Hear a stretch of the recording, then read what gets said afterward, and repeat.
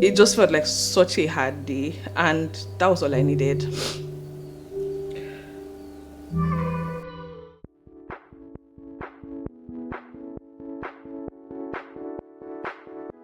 Hey guys, welcome back to my YouTube channel. If you're here for the first time, hi, my name is Belema Ogulu, and I'm so happy that you stopped over at my channel.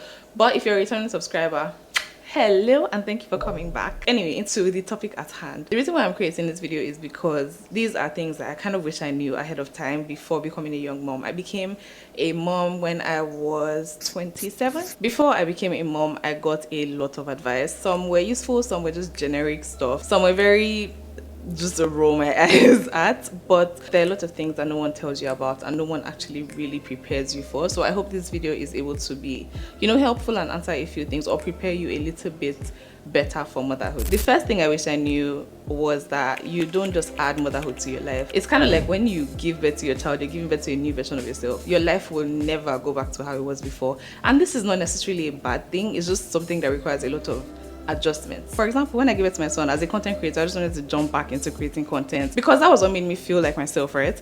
But unfortunately, that was not in the books for me anytime soon. And I think some of these things can be curbed by like better preparation. But one thing you really need to know is that nothing about your life is going to stay the same.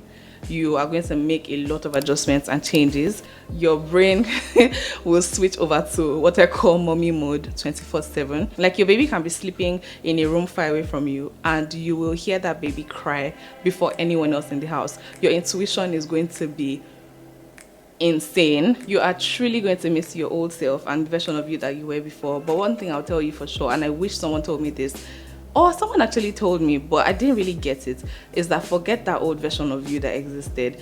This is an opportunity to create a version of you that you're going to love so much. And another thing I would say is don't push the emotions away. When you feel things, feel them. Take every single day, one day at a time. I was trying so hard to go back to the girl that I was and to the woman that I was before I got pregnant, before I had a baby, but that person just doesn't exist anymore. And take me as living proof that you can rebuild yourself over and over and over and over and over and over and over and over and over again.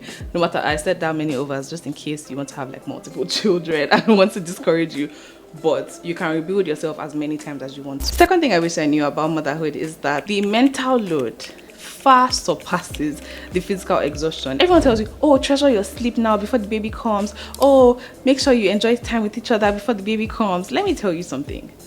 The mental load far surpasses whatever sleepless nights. Your body adjusts to that sleepless night anyway. In like a week, you are well adjusted.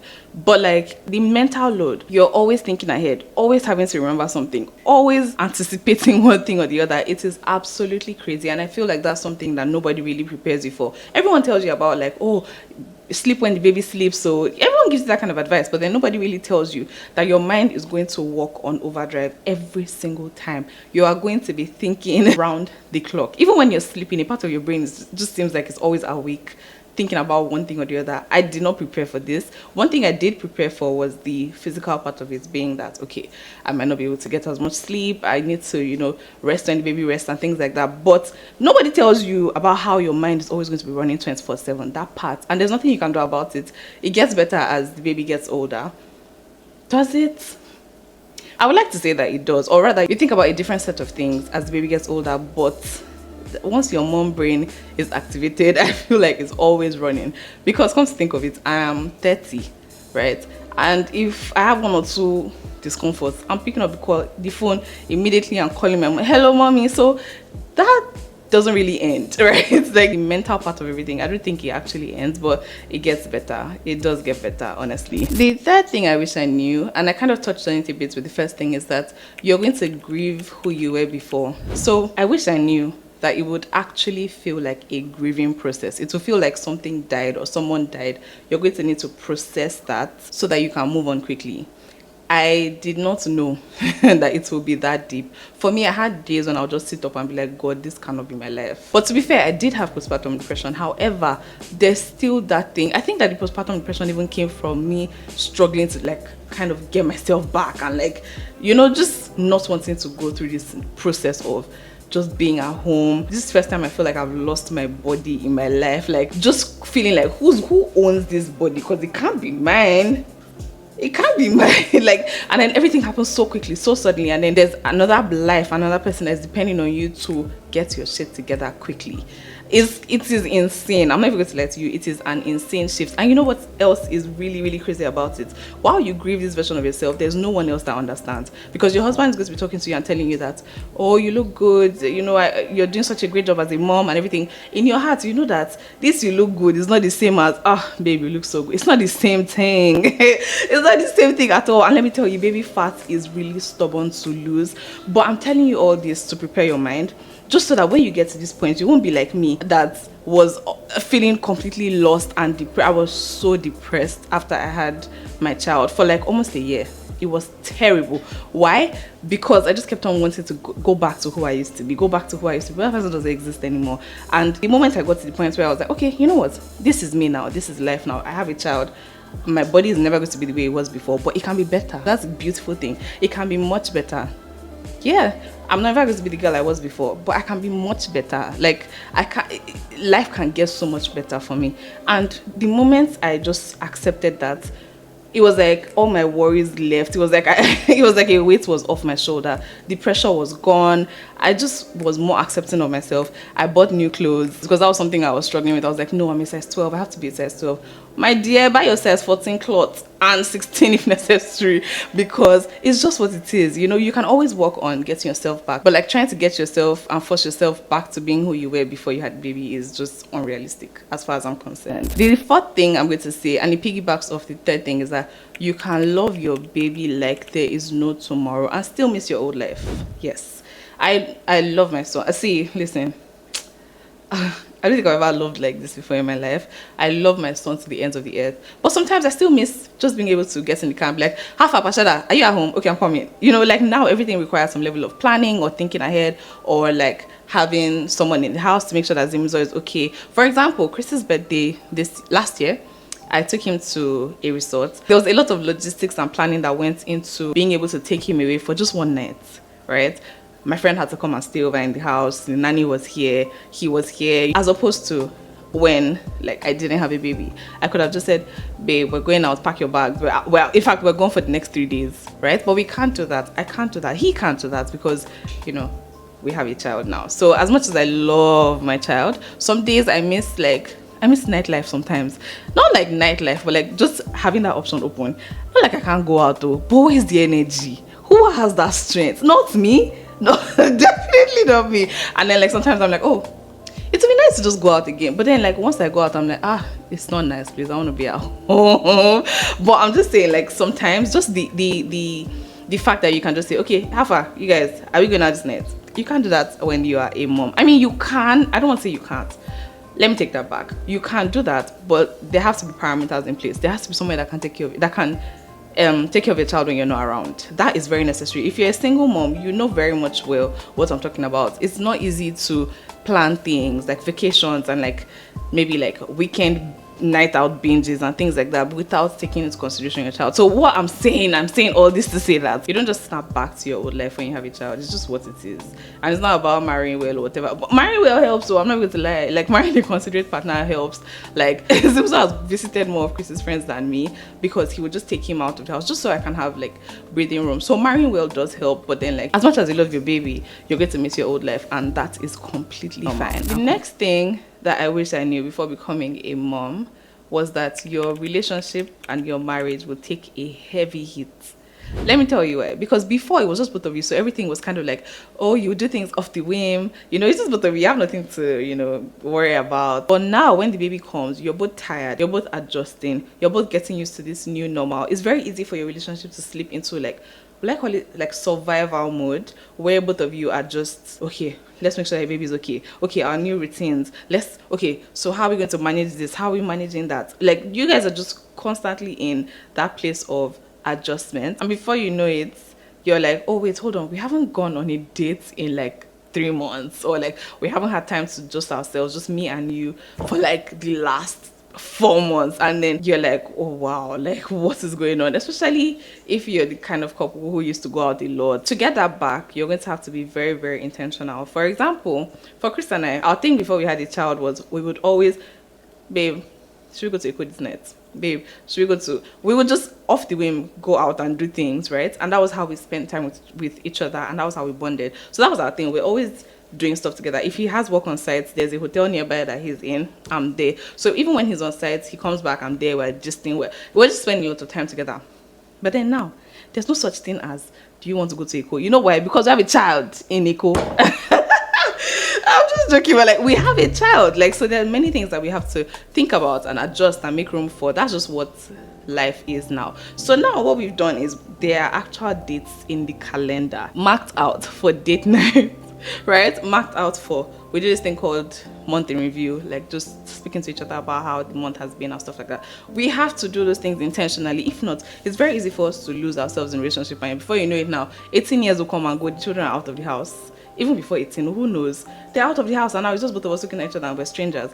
And if you don't want that to happen, you're going to have to be very, very intentional about your marriage and your relationship, just so that like the clock continues to tick and the engine continues to, you know, wind without getting rusted, if you understand what I mean. And this includes your sex life as well. It's very easy to get carried away. It's very easy for, you know, I'm tired, you're tired, okay, let's go. Before you know it now, you've not had sex at all for like months, and you need it. That intimacy is very much needed. So even if it means that, okay, every Saturday evening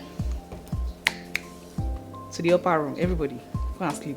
Oh yeah, let's go. It doesn't have to be that like strict, but then like just being able to plan things will help you so much. And I know that all these things were very spontaneous before, but then that was not the reality of life anymore. You're going to have to plan these things out. If not, your marriage or your relationship will take a very big hit, and I don't think it's worth it. Because you see these children, before you know it, they are grown and gone. They don't want to be around you anymore. And who you have for the rest of your life is your partner. So, I mean, I think it's worth investing in that relationship and making sure that, you know, you've done everything in your power to make sure that it works. The next thing I wish I knew is that you will question yourself so much. I don't think I have ever questioned myself this much in my life. Am I doing this right? I hope I'm raising this child properly. Am I raising him the way you want him to be raised? Is he okay? Is he bored? Oh my gosh, I remember when my son was like maybe 2 months. I was just looking at him. I'm like, are you bored? Like, am I boring you? Like, is your life good? Like, when you communicate with the angels, like, what's my report looking like? Am I getting like an 8/10? Or are you like, why do you guys send me to this baby? You know, like, I just would question myself all the time. I would question myself, oh my gosh, like, I hope he's happy. Like, I hope I'm doing a good job. I hope I'm doing enough. Am I doing this right? Am I giving him enough? There's some questions that you will never have the answer to until you live in this situation, and it's absolutely crazy. So yeah, I wish I knew how much I would question myself and everything I was doing. I think it's very normal though, because I thought that, you know, as he gets older, I wouldn't question myself as much. I don't question myself as much, true, but then I still question myself. Like, sometimes I'm like, say, but boy, you're alright, sir. Like, hope everything is fine here. Like, hope he's good, you know. And then like, I'm like, Zimi, are you happy? Of course I know he's happy, but like, I want to hear it for myself, you know. So yeah, questioning yourself is such a big part of like motherhood. The next thing, I think this is the 6th or 7th thing, I don't know, I lost count, but the next thing I wish I knew is that like help will not always come from where you think or where you expect. The perfect example of this is one of the times when I was in my postpartum depression headspace. A day that I will never forget in my life, and I didn't even realize how much I needed, was this one random evening. Oh, why am I getting emotional? Yeah, so this one random evening, it was like, let's say 7 p.m. I have 2 very close friends, Pashada and Ife. They live close to me. I have Bam Bam and I have Nikki as well, but then like Pashada and Ife live closer to me. So I'm talking to them on the phone, and I think we were texting, and then I was just like, bro, I'm so tired, I'm so exhausted, I'm just so over it. And they were like, should we come over? Oh gosh. And I was like, yes please, like if you can, please come over. And when I tell you, like, that was a day that I feel like really, really healed me. They came over to mine and they were with me from, I think it was about 7 o'clock or 6:30 in the evening, and they were with me till 4 a.m. 4 a.m. They were with me through the night. They went home by 4 a.m. And like, I don't think they know how much that night saved me, because I was in such a terrible place mentally. Like, it just felt like such a hard day, and that was all I needed. And if you had asked me, I would have thought that like, oh, I probably need someone to clean the house, or I probably need someone to like schedule my life for me properly, but like, I didn't know that was the help I actually needed. So that's what I mean when I say that like help doesn't always come from where you think it will come from. something about them just being around, just chilling with me, just it just felt like life was back to normal again. And it was so healing. It was really, really so healing for me, and I will never forget that day in my life. I feel like I was very much at the edge that day, and they were able to pull me back because it was extremely difficult. I'm never going to lie. It was very, very difficult, and I felt like I was losing my mind quite literally. So yeah, thank you for sharing, Faye. So yeah, be very willing and very open to receiving help, even if it's just somebody coming to chill with you. Sometimes that's what you need. You just need that semblance of normalcy again, and you know, you feel great again. I promise you. Anyway, jeez. So the next thing I wish I knew about motherhood before I became a mom was that motherhood will soften you in places that you never knew that you needed softening. Let me tell you something. I used to be so judgmental, not judgmental, but like if I see someone doing something, my face will give me away before anything else. I'm like, especially when I don't think it makes sense. Like, I'm just like, but the strange thing is now I see everybody as somebody's baby. I'm like, oh, why did he do that? Like, he should, like, why is he shouting like that? He's probably really having a stressful day, or like he had, or maybe he needs to speak to his mom. Like, I just see everyone as somebody's baby now, and it's crazy because I'm like, I'm not that person. I'm not that person. You guys, I'll be watching TikTok videos and I'll be crying. Why am I crying? What's making me cry? Like, I cry for movies now. I cry when I listen to music. You guys, this is insane. It is so insane because I'm like, what? Who is this person? Why am I crying for? Why am I crying because of like a TikTok video, or like, do you understand what I mean? But motherhood makes you so soft because you start to see everyone as someone's baby, and because you've gone through the process of like carrying a child, you know that like, okay, this person was born from a place of love, or even if you're not born from a place of love, somebody loved them. That's why they're in this world. You know what I mean? So like, it's it's such a strange feeling because like I don't even know that I have been an emotional person, but like from when I was about 15, I've been very, very tough. So it's take I might cry, but like it's take a lot for me to feel things like deeply. But now I can't even watch crime shows that involve children without like being so obsessed. It's crazy. It's really, really crazy. Like now I don't want to hear a sob story. I don't want, like, it's difficult for me to be hard or harsh, and I'm getting used to this version of myself because I don't know who this is. I really don't. I really don't know who this person is. But I mean, I kind of love it sometimes. Like the fact that I'm soft like this because of my child. Like I'm so easy to forgive now. I'm just like, yeah, it's okay, it's fine, whatever. Like, oh, okay, it's okay. Yeah, I understand. It's alright. Like I'm so easy to leave things to God. Anything that looks like it passed my power. God, I come before you this morning. This is what happened, and this is what I said. Let me also tell you that I said my own, but this is also what happened. This is my point of view. Like, I'm very quick to this thing. Oh, I feel like this person is doing like this. Just leave people for God, because, bro. So yeah, I'm very soft. I'm very soft towards myself too. Like, it's quite the change. I'm never going to lie. It's quite the change. And if you're somebody that is like really, really tough, don't worry. When you become a parent, the way you would change will completely blow your mind. Your emotions will be so heightened. You will feel everything so deeply. It is crazy.